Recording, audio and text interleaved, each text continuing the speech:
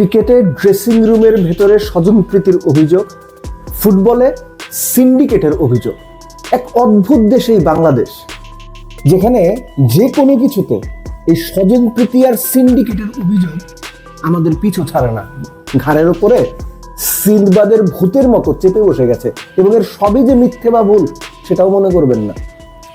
এই যে ফুটবল ম্যাচটা হংকং এর বিপক্ষে হলো, বাংলাদেশ খুব ভালো ফাইট করে হারলো, এটা নিয়ে একটা খারাপ লাগার ব্যাপার আছে, আমরা ম্যাচ হেরে গেছি। এটা নিয়ে বাংলাদেশ খুব ভালো ফাইট করেছে, ভালো লাগারও ব্যাপার আছে। কিন্তু এর সব ছাপিয়ে একটা সিন্ডিকেটের প্রশ্ন সামনে চলে আসছে। এবং দেখেন এই ব্যাপারগুলো কিভাবে বিশ্বাসযোগ্যতা পায়। আমি ক্রিকেট সাংবাদিকতা এক সময় করতাম, ফুটবলের সঙ্গে আমার খুব সামান্য সংশ্লিষ্টতা, এবং ইন্টারেস্টিং পার্টটা হচ্ছে এগুলো সম্পর্কে আমি নিজেও খুব বেশি কিছু জানি না।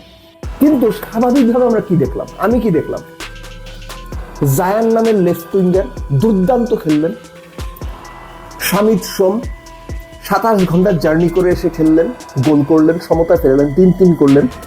ফাহমিদুল মাঝখানে বা রাইটিং এর ডান দিকে বেশ ভালো পারফর্ম করলেন। এই যে তিনজনের কথা বললাম, এই তিনজন আসলে কত মিনিট খেলার জন্য ফিট ছিলেন আমি ঠিক জানি না। এটা বাংলাদেশে যারা ফুটবল সাংবাদিকতা করে তারা ভালো বলতে পারবেন।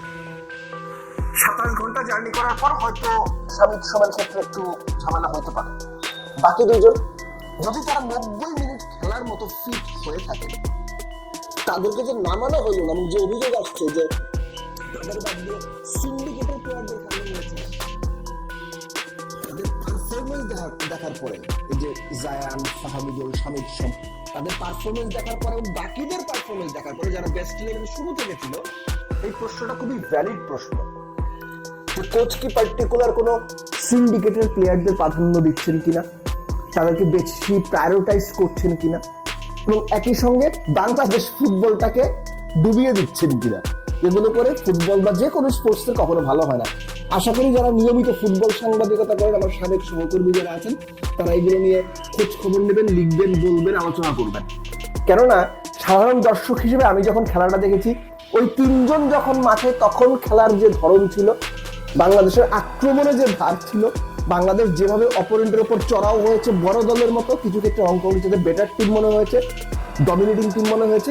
কিন্তু অন্যরা যারা ছিলেন, স্পেশালি কয়েকজনের আমি নাম মেনশন করতে চাই না, যারা এই দলে শুরু থেকে খেলার যোগ্য ছিলেন কিনা, প্রয়োজন ছিল কিনা, যোগ্য না, যোগ্য অবশ্যই, যেহেতু ন্যাশনাল টিমে আসেন, প্রয়োজন ছিল কিনা, এই প্রশ্নটা যে কোনো ফুটবল ভক্ত করতেই পারেন।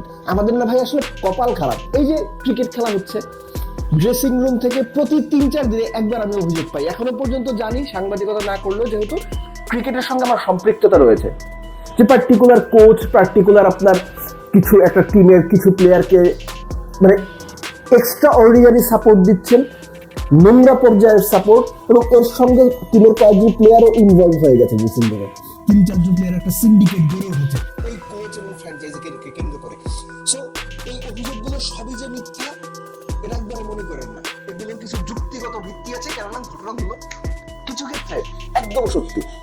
সো এগুলো সংশ্লিষ্ট যে ফেডারেশন আছে, বাফুফে, বিসিবি, এগুলো মেইনটেইন করার দায়িত্ব তাদের, এগুলো খতিয়ে দেখার দায়িত্ব তাদের, ব্যবস্থা নেওয়ার দায়িত্ব তাদের।